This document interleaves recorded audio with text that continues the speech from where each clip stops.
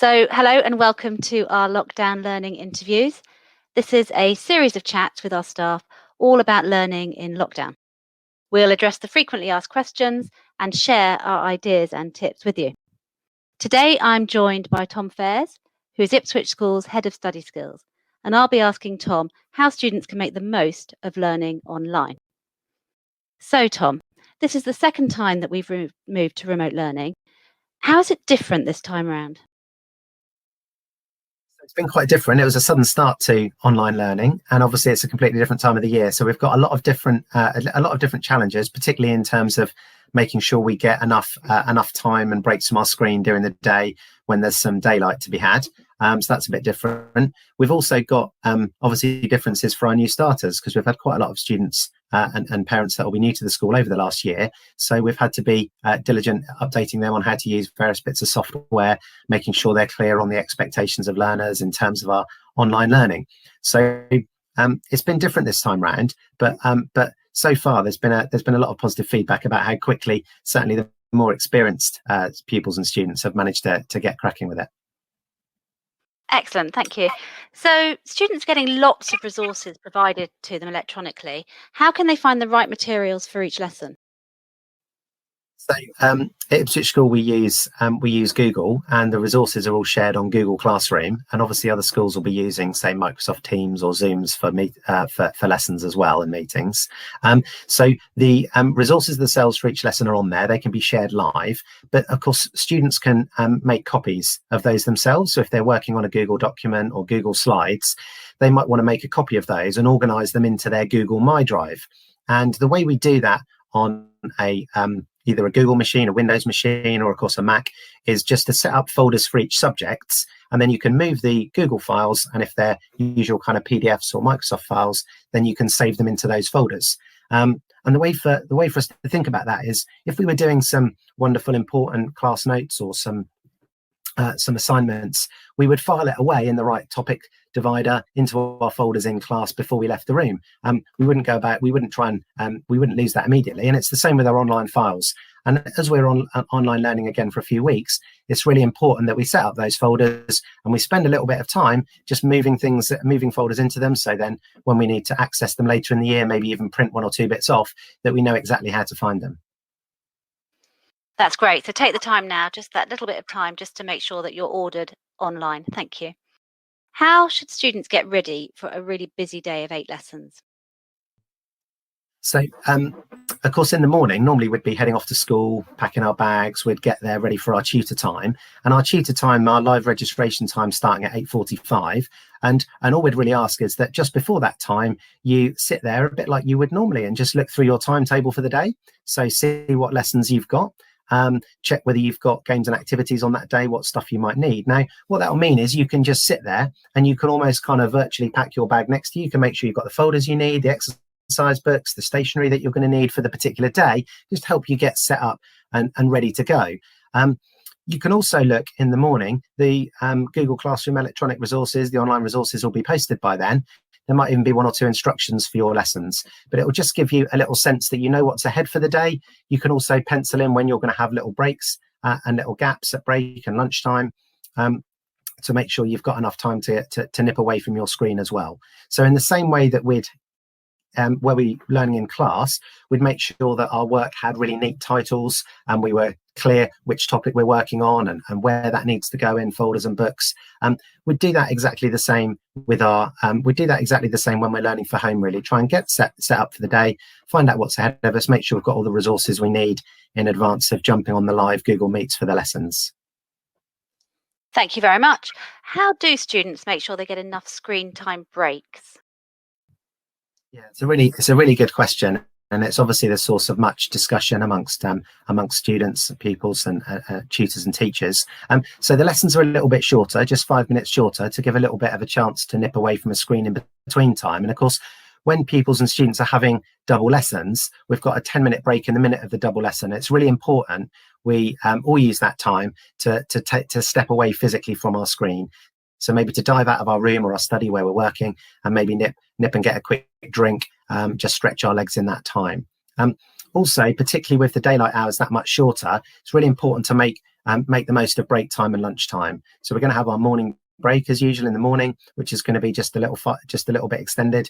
We've got over an hour for lunch, and of course you've got games and activities for 2 afternoons a week for many year groups, and that's going to be crucial time when, particularly if we get a rest sunny day, we can nip outside, get a good break from our screen, and that's it's really important that happens, and it's very important that we don't just jump from one screen to another screen, such as a phone or a different device, but we actually try and make sure we get that break. I think it's really important as well in terms of screen time that pupils and students have a think about how they're going to manage the phone and other distractions in their kind of learning space, really. And with so many friends working and learning at home, there's going to be those distractions there. So I think they just need to have a kind of sensible, mature conversation, perhaps with parents, about how that might best work. And from my work with study skills students and year 11s and sixth formers I teach, I think some people are physically moving the phone outside the room. So then when they do have a break, they'll kind of get up and perhaps check it when they're getting a break from their main learning. Others have got notifications off. Others have flipped the phone upside down, just to try and avoid those distractions a little bit, really. Certainly to try and only check and use the phone outside lesson time, as though we were learning in school. Interestingly, when we shared some exam preparation and revision advice with parents and students earlier in the year, we did some educational research, kind of reading, and found that even the phone being visible had a 20% concentration and performance difference for young people when they were trying to do kind of productive learning tasks. So it's really easy for it just sitting there for it to be able to distract you and be visible, even if it wasn't actively being used. That was. So it's just something for us all to think about, really, and just make sure we've got that balance right. And of course, hopefully that will help with a work environment, particularly if we could get 5 minutes in the morning to get set up in terms of resources, keep a nice clear work environment without too many distractions, so we can focus on our learning.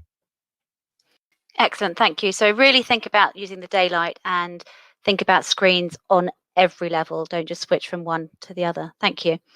So homework, PSC. How should homework routines be different now that everyone's working online? So, as you say, at Ipswich, we call homework PSC, and it's preparation, stretch, and challenge tasks. So, in one sense, the PSC routines and schedules should be really similar as though we were in school. So, you're not going to be getting, as a learner, loads more PSC now we're learning online. And I know that teachers have given a lot of thought, both in terms of lesson time and in terms of PSC tasks, to tasks that can be done away from the screen to try and get that break. So the main difference will probably be in terms of how the PSC is submitted. Remember, it's all set on Google Classroom, so you'll get reminders about deadlines and instructions and resources on there. So I think the key thing really is to make sure that we're following those submission instructions carefully and getting things done in a format that's going to allow your teachers to provide really good, effective feedback to you. So the quantity of the homework shouldn't change much, and the usual PSC timetables that you get as a pupil and student should be stuck to as best as we can. Some of the pupils and students I'm working with are kind of rejigging schedules a little bit, so they're making sure that they don't try and rush through a little bit of PSC at break and lunch when there's some daylight hours, so they can get outside and do something with those, and then maybe scheduling it for a little bit later, when the sun's gone down. So one or two changes, but the quality of PSC should hopefully be similar. That's great. Thank you very much. So same routine, but make the most of the daylight. What can pupils do to stay engaged in the lessons themselves, and how do they get support if they need it? Right. So obviously all the lessons are happening live at the moment, and we've got cameras on during those lessons. So hopefully that gives us a real good sense of being there together, learning together, as though we're in a classroom, even if it's virtually. So there's a few ways students can stay engaged. And of course, one of the key ones is by communicating effectively with their peers and with their teachers using the functionality that is common to us on Google Meets, but is replicated on other software, as I say, such as kind of Teams and Zoom, etc. So obviously you've got your camera on already, but you can unmute and ask a question. And if it's something urgent that you need sorting out, if you're not clear on a task or you need something re-explained, then unmuting and just asking your teacher over the microphone. We've got the raise hand function. You can click that. The little hand pops up on Google Meet, so teachers know you want to ask a question. If you've got something that's perhaps less urgent that you want sorting out at some point, you could type your question or your comment into the chat. That chat will get quite busy with student comments and questions and answers during the course of a lesson, but will obviously get picked up and answered as we go along. You could also stay on the chat at the end of the lesson and ask your teacher a question if you wanted to. Do try and make sure that you get breaks between lessons, as we've said, particularly that mid-lesson break if you've got a longer double lesson. But if you did have a quick question, you could stay on the chat and ask that. And of course, a lot of the time in class, you'll be working interactively on documents that your teachers can see and that your teachers are providing feedback on. So if you're working on a Google slide or if you're working on a Google Doc, then your teacher will be providing kind of little feedback and comments and updates as you're working. And you can obviously ask questions on those because the teachers are going to be able to see those. And if it's less urgent, then you could do that. And of course, if you're still unclear, you've got a slightly less pressing concern or something comes to you after the lesson, then you could, obviously you can email your teachers. And the Google Classroom resources, remember, are always there. So you can look back on those Google Classroom resources after the lesson if you need to. So what happens if it just all goes wrong and someone's really struggling? What do they do?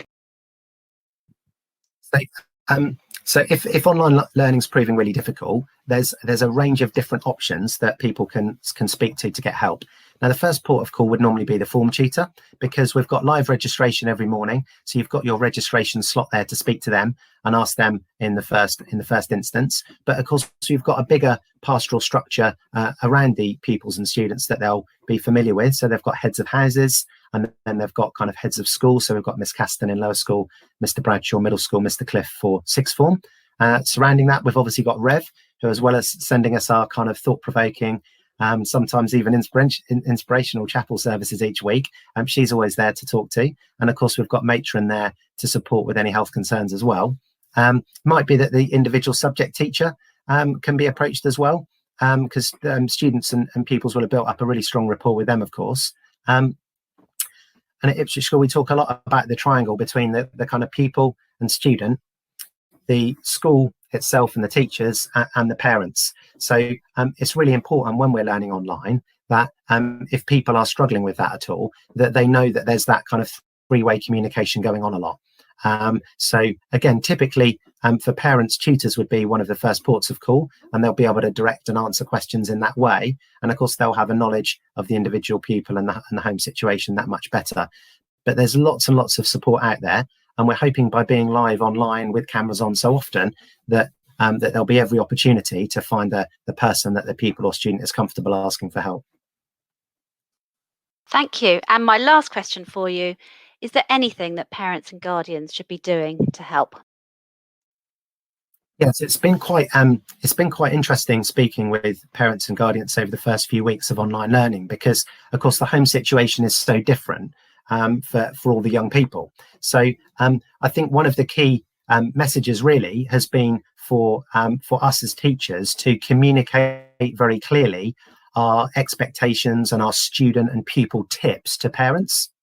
So then the parents themselves are aware exactly what we're asking and what our expectations are and how things are going, and they can therefore support their son or daughter at home. And then, of course, form tutors will be making individual contact with parents to see how the online learning is progressing, and they'll be able to tailor tips a little bit more closely to the individual situation. But I think it's quite difficult to provide very general advice to parents, because it's quite different for different year groups, and it's obviously different depending on the situation. It might be at home in terms of how many people are at home and whether people are working from home, etc.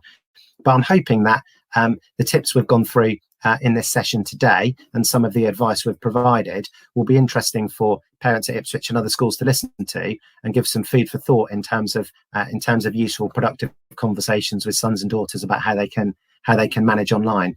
And of course, with parents, just like with pupils and students, the key thing really is obviously knowing that there's a wide range of people that they can get in contact with at very short notice, and hopefully provide them with help and support that if they need it. So thank you so much, Tom. Lots of really interesting advice there. And we look forward to any questions that people have. Just pop them through to us. Thank you, Tom.